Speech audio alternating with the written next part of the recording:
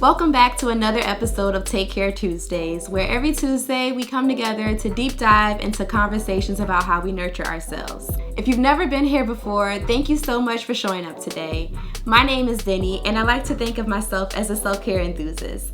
And every Tuesday I show up here to share lessons that I've learned or lessons that I'm still learning about my self-care journey in hopes that it'll also inspire you to also take better care of yourself. You can find all of the previous episodes on the IGTV section on my Instagram or on the guide. And if you love this episode or any of the other ones that you see, you can show your support by liking and commenting, of course, but also by sharing with a friend and saving for future reference.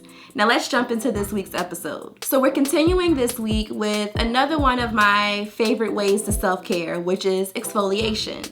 Exfoliation is the process of removing old, dead skin cells from the outermost surface of the skin.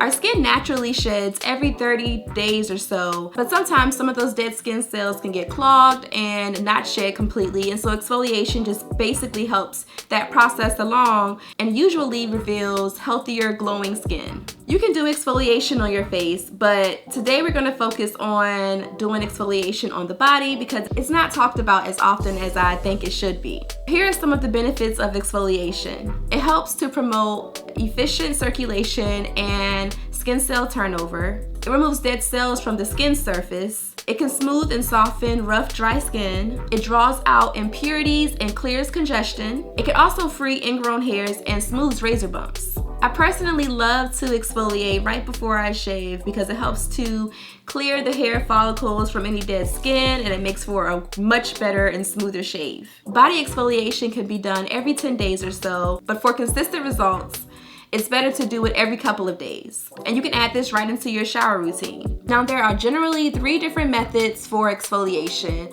which includes granular, chemical, and with a device. So I'm going to share some of my favorites from each of those methods. Chemical exfoliants are usually found in body washes, and they usually include alpha and beta hydroxy acids, which are very helpful for people that are prone to acne or dermatitis. While I was pregnant, I got the worst back knee out of nowhere, and it was chest knee too, low-key. I don't even know if that's a word, but it's a word today.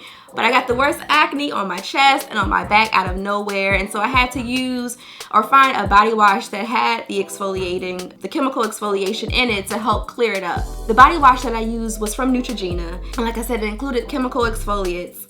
And I was able to see results within about a week or so. Now, I didn't take it completely away because, of course, when you're pregnant, your hormones are all over the place, but it did help to calm it down. And once I delivered the baby, it helped to clear it up almost completely.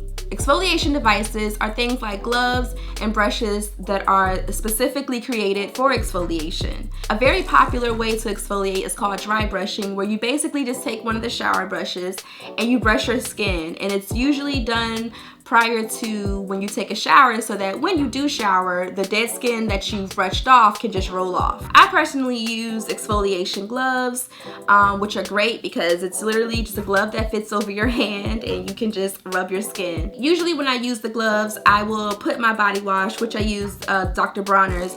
I put my body wash into the glove and then just exfoliate and wash at the same time. Also, you may be using an exfoliation device every day and not realize it because loofahs and washcloths are definitely devices for exfoliation.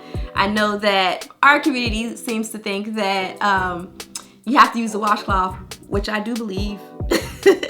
But it's actually, if you ask a dermatologist, they'll tell you that the washcloth is something extra and it's just an exfoliation. So you're really exfoliating all the time, but sometimes different products like the gloves and the dry brush can help get more of an effective result. The last method of exfoliation is granular, which is usually done with things that you can find in your kitchen, such as sugar and salt. Now, of course, you can always find products in the store that are already pre-made for a granular type of exfoliation, but I enjoy making my own. You know, DIY Denny. What I use for my own DIY exfoliator is brown sugar, sweet almond oil, jojoba oil, grapeseed oil, or you can use olive oil as well. And you just literally just mix it all together and put it together into like a little canister. And I usually just sit this in my shower to use every couple of days. You can also add an essential oil to this mix if you would like. This always leaves my body super soft and glowing. So that's it for this week's episode. Thank you so much for watching. If you enjoyed this episode, please send it to 3 of your friends. And if you happen to use the DIY scrub, let me know in the comments how it worked out for you. As always, until next time, take care.